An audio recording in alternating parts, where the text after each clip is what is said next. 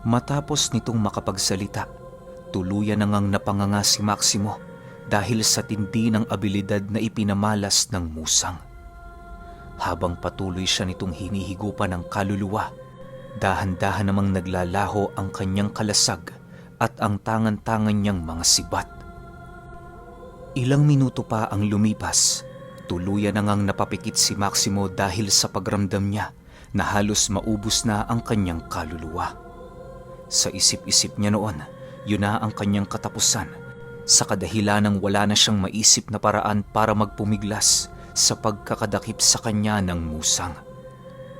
Sa paglupaypay ng kanyang mga kamay, doon na nga nasisipat ni Maximo ang paglapit sa kanya ng mga sundong gagabay patungo sa kabilang buhay. Nangingitim ang mga wangis ng mga ito at halos hindi niya nagagawang masilayan ang nakakubli nitong pagkakakilanlan. Sa paghawak ng sundo sa kanyang katawan, bigla naman yung naglaho at kasabay nito ang pagbitaw sa kanyang katawan ng musang nang sa hindi malamang dahilan. Sa pagmulat ni Maximo sa lugar na yon, tumambad sa kanya ang isang makisig na binata na merong hawak-hawak na latigo sa kanyang kaliwang kamay. Nagliliwanag na asul ang mga mata nito na parabang sinasapian yon ng kakaibang nilalang sa kanyang buong katawan. Matapos niya itong masilayan, agad naman niyang pinagmasdan ng musang at laking gulat na lamang niya nang masipat niya itong nilalamo ng apoy na nanggagaling mula sa nagniningas na palakol. Matapos ang pangyayaring yon, mabilisan namang lumayo si Maximo sa kinaroroonan ng musang dahil ramdam na ramdam niya ang init na nanggagaling sa mahiwagang sandata. Wala siyang kaide-ideya kung ano ang bagay na yon sa kadahilanang unang beses pa lamang niya itong nakita.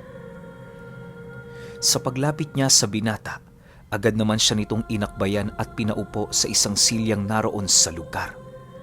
Nang medyo maging panatag na noon ang kanyang isipan, bigla namang bumalik sa kanyang memorya ang kasalukuyang nagaganap sa labas ng kubo. Sino ho kayo? Ang mga kaibigan ko, nasan sila? Nagtatakang tanong ni Maximo. Huwag mo silang alalahanin. Itinapon ko na sila sa labas. Maging panatag ka. Narito ako. Walang masamang mangyayari sa'yo. Sagot naman ng binata habang marahang nilalapitan ang halos gininto ang palakol na nasa ibabaw ng bangkay ng musang. Matapos itong bunuti ng binata, bigla din naman yung naglaho na parang bula. Pagbalik nito sa kanyang kinaroroonan, kampante naman siya nitong sinamahan papalabas ng kubo na parabang walang nangyaring laban. Habang nasa kasagsagan sila ng paglalakad, bigla namang napaisip si Maximo kung bakit wala ni isang nilalang ang nagsisigawan sa labas ng kubo. Labis siyang nakapagtataka sa kanya, gawa ng kani-kanina lang rinig na rinig niya ang ingay at pagsisigaw ng mga kakarma. Ilang minuto pa ang lumipas, bigla namang nanlaki ang kanyang mga mata nang masipat niya ang kabuang pangkat ni Protasio na nakaluhod sa harapan nila. Maging si Protasio noon ay nakasubsob ang pagmumuka sa lupa na parabang labis ang takot nitong nadarama sa binatang nakisali lang sa digmaan. Sa paglapit ni Maximo sa kanyang mga kasamang nakaupo sa gilid ng kubo, agad naman silang tinanong ng binata ukol sa mga nangyari. Ayon dito, napadaan lang ito sa kampo ng mga sundalo nang makarinig siya ng mga ingay at pagsisigawan. Naghahanap kasi siya noon ng lunas para sa laso ng paluha, kung kaya't gabi yun naglibot sa bawat baryong kanyang nadaraanan sa Samar. Inamin din ng binatang antingero na hindi siya nanggaling sa lugar, bagkus ay nanggaling pa siya sa napakalayong ibayo na tawid dagat ang pagitan. Sabihin mo, sino-sinong mga ito? Bakit may hukbo ng mga aswang sa kampo ng mga sundalo? Papatayin ko na ba sila? O mga kaibigan mo sila? Tanong ng binata kay Maximo. Mga kaaway ho namin sila, pero ayoko hong makialam ka sa anumang sigalot na kinakaharap ng aming pangkat. Laban namin ito kaya kami ang maglilinis ng aming mga kalat. Sagot naman dito ni Maximo. Sa pagpapatuloy ng kanilang pag-uusap, bigla namang nakisawsaw si Protasio gawa ng hindi na nito maatim ang kasywal na pag-uusap ng dalawa.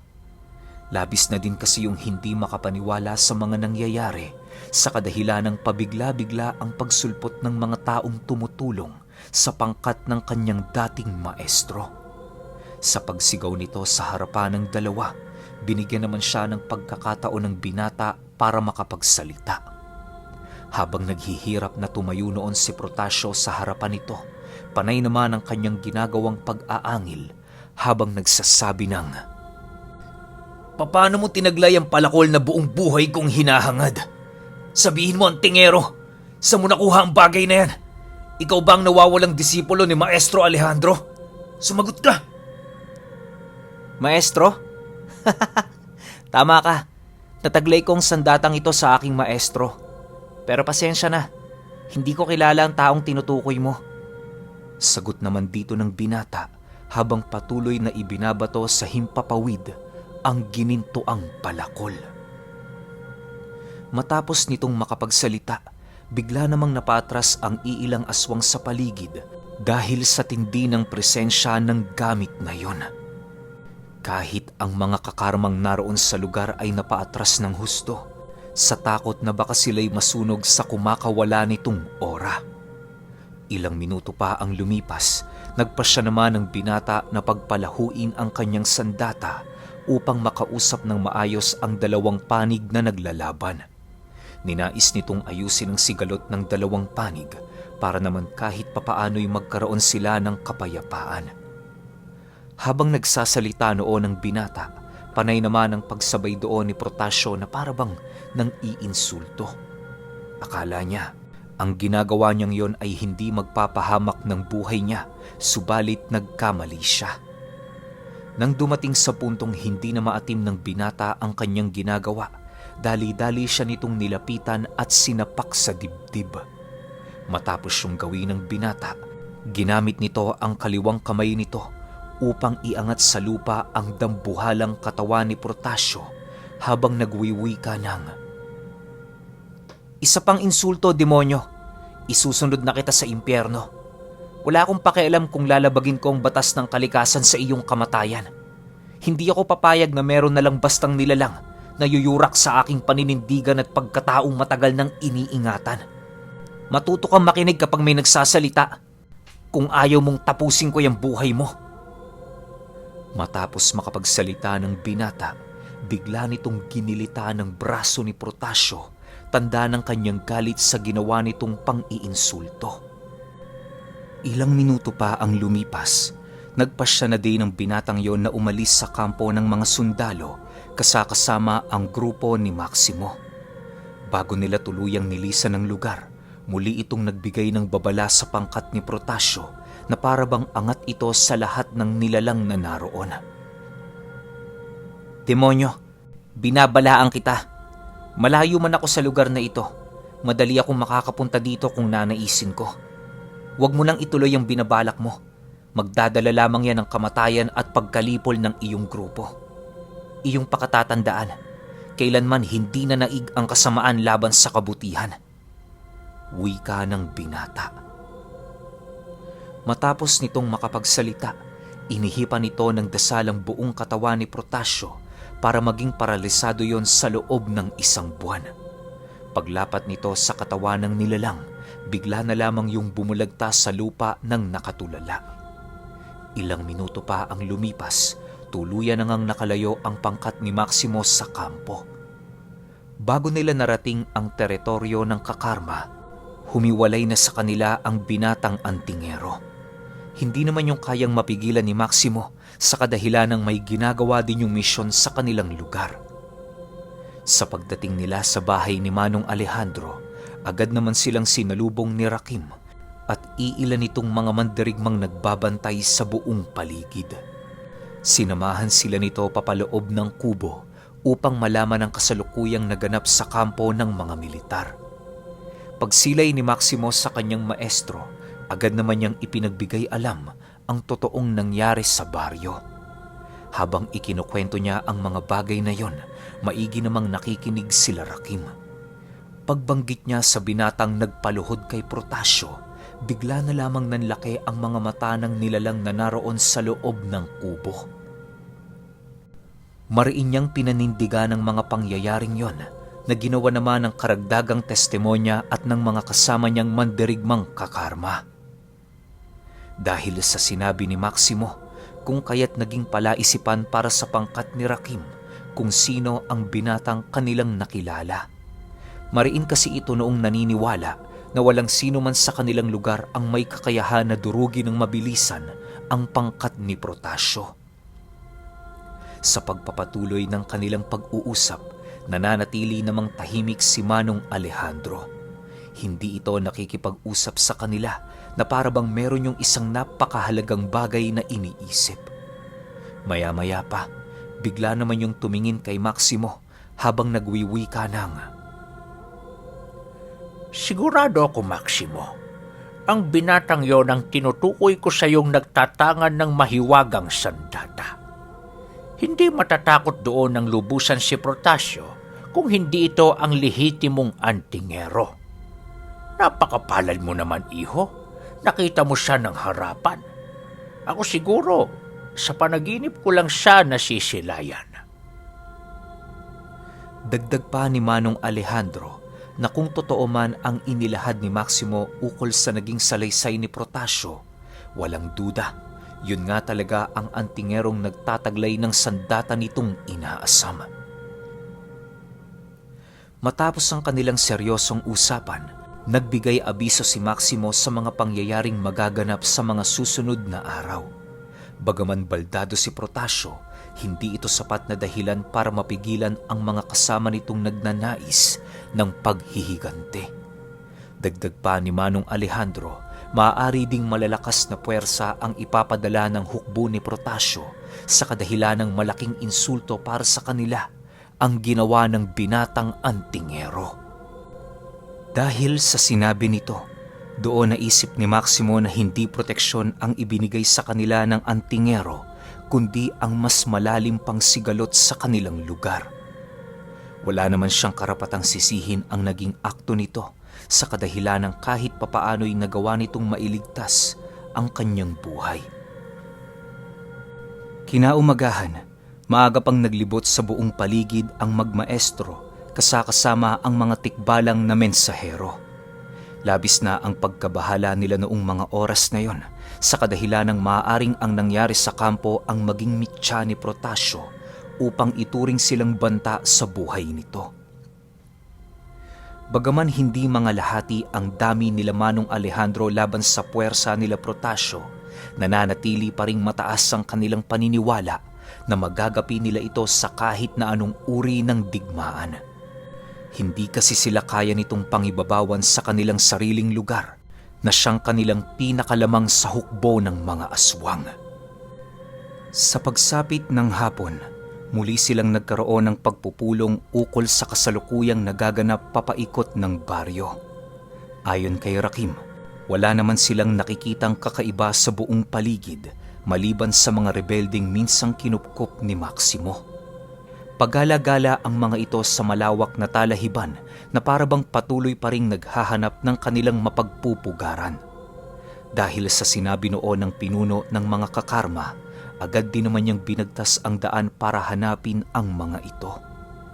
Masyado kasing mapanganib para sa mga rebelding yon ang magpagala-gala sa lugar, lalo pat maraming kumakalat na tagapagmasid ni Protasio sa buong paligid. Bago niya tuluyang nilisan ang bahay ni Manong Alejandro, inabisuhan siya nitong wag lalabas sa kanilang lugar sa kadahilan ng madali siya noong matutunugan ng mga kalaban. Mapanganib na para kay Maximo ang lumabas sa kanilang teritoryo sa kadahilan ng nasisiguro nila malalim na ang galit ni Protasio sa kanya. Maaari kasing ang nangyari noon sa kampo ay ibinuntong ang sisi kay Maximo kung kaya't paniguradong siya ang magiging pakay ng kanilang mga kalaban. Matapos niyang marinig ang sinabi ng kanyang maestro at ni Rakim, maigi naman niya yung tinandaan. Ni kakarampot na pagnanais na labagin ang utos ng mga ito ay hindi niya ginawa sa kadahilanang alam niya sa kanyang sarili na lalaki ang magiging kabayaran sa kahit na anong maliit na pagkakamali. Sa pag-alis nila sa lugar, dali-dali naman nilang tinahak ang palayan kung saan patungo sa isang ilog di kalayuan sa baryo ng mga kakarma. Doon nila ninais hanapin ng mga rebelde, gawa ng paniguradong maghahanap yon ng lugar na mayroong tubig na kanilang mapagkukunan ng inumin. Dahil sa hapon na noong mga oras na yon, kung kaya't medyo limitado na lamang ang layong maaaring lakarin nila Maximo. Kinakailangan din nilang makabalik sa bahay ni Manong Alejandro bago sumapit ang 7:00 ng gabi dahil sila ang sasalit sa mga nagbabantay sa unang bahagi ng kanilang bahay. Ilang minuto pa ang lumipas, narating na nga nila ang isang maliit na ilog kung saan tumambad sa kanila ang mga nagpapahingang mga rebelde. Ang dalawa sa mga ito ay nakalusong sa tubig na parabang naghahanap ng isdang kanilang makakain. Sa pagsilay doon ni Maximo, dali-dali naman niyang nilapitan ang mga ito habang nagwiwika ng,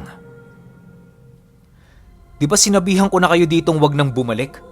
Bakit nandito pa rin kayo? Hindi niyo ba alam ang panganib na dulot ng kapangasan ninyo?" Matapos niyang makapagsalita, agad naman niyang kinuha ang mga kasuotan ng rebelde at isa-isang ibinigay sa mga ito. Kinuha niya din ang iilan nitong mga armas at walang pagdadalawang isip na tinapon sa talahiban. Kahit alam ni Maximo na mali ang kanyang ginagawa noon, wala siyang pagpipilian kundi ang gawin ito para sa kaligtasan ng rebeldeng grupo. Dahil sa kanyang ginawa, hindi naman maiwasan ng mga rebelde na magalit sa kanya. Ang iilan sa mga ito ay mariinang hinahawakan ang kanilang armas na parabang labis na ang pagnanais nitong sila'y palagan. "Anong tinitingin-tingin mo? Lalaban ka? Sige, putok mo yung baril mo at nang magkaalaman na." Wika ni Maximo nang masipat niya ang isang rebeldeng nanginginig ang buong katawan habang hawak-hawak ang isang mahabang baril. Dahil sa kanyang sinabi, bigla namang umalma ang isa sa mga rebelde na medyo napalapit na sa kanya. "Di naman ho sa ganon, Manong. Hayaan niyo muna kaming makapagpahinga rito. Hindi niyo alam kung saan kami nanggaling. Tsaka nais man naming lumayo sa lugar ninyo. Hindi ito maaari. Ang mga sundalong nasa baryo, nakakalat na sila sa buong paligid. Lahat sila armado. Animoy naghahanda ng isang pagsusugod." Sagot naman ng rebelde. Nang marinig ni Maximo ang sinabi nito, agad naman niyang isinama ang mga rebelde pabalik sa tahanan ng kanyang maestro.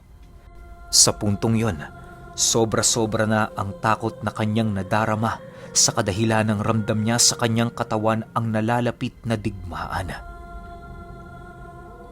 Sa pagdating nila sa bahay ni Manong Alejandro, agad namang ipinakausap ni Maximo sa kanyang maestro ang grupo ng mga rebelde.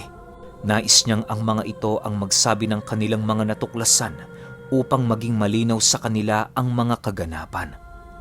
Habang tinatanong ni Manong Alejandro ang mga rebelde, bakas sa pagmumukha nito ang labis na pagkalito. Walang kaide-ideya noon ang mga nilalang na yon na dahan-dahan na pala silang naiipit sa isang digmaang malapit ng maganap.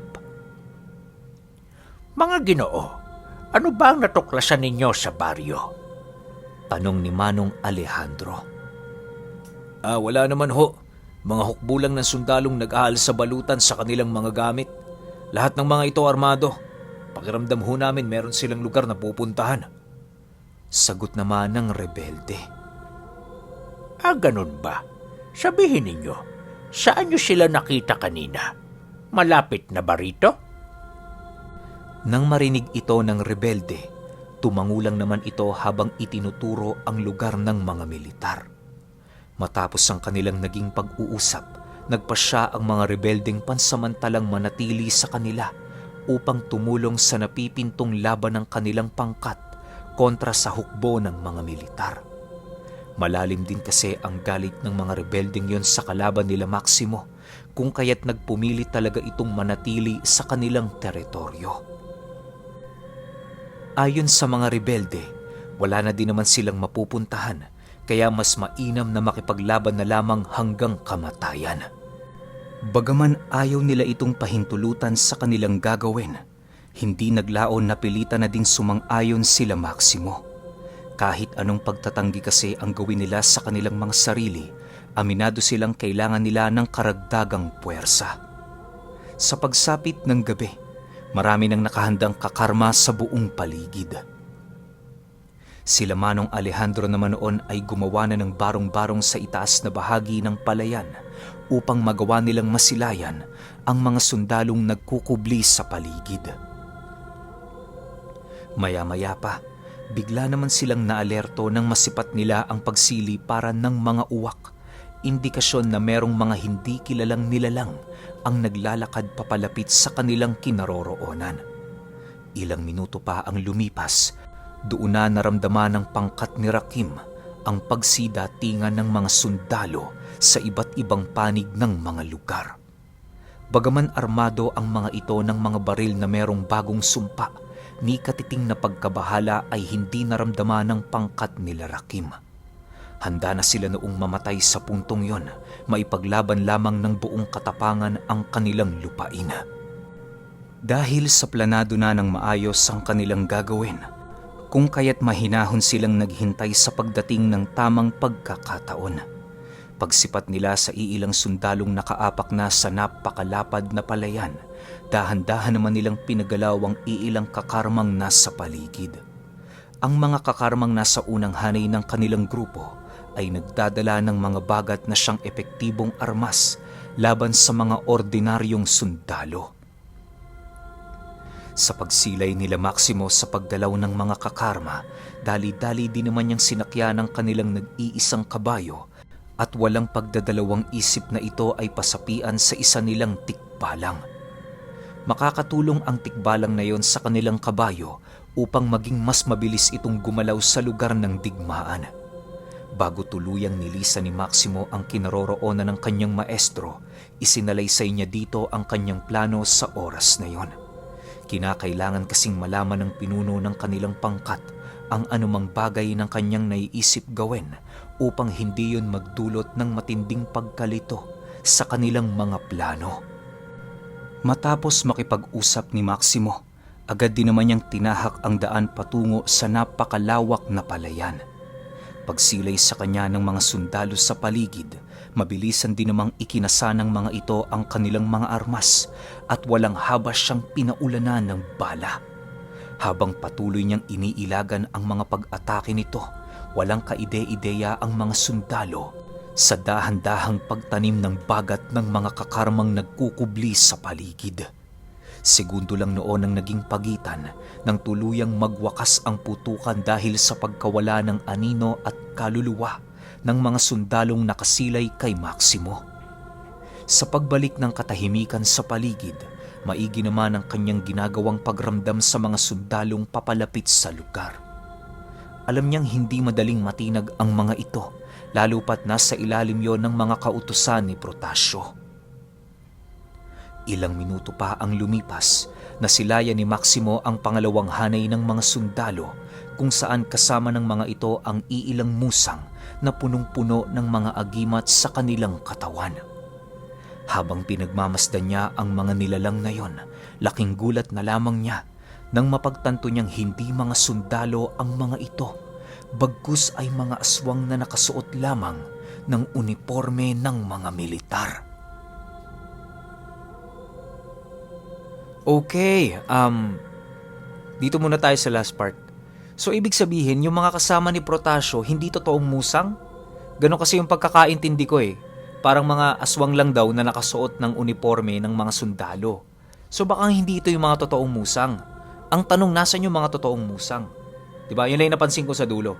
Tapos doon naman sa Binatang Antingero, parang medyo pamilyar eh. Parang may kwento na akong ganyan. Di ko lang alam hindi ako sigurado kung kwento ba ni Lolo Ruben? Paki-confirm nga ako.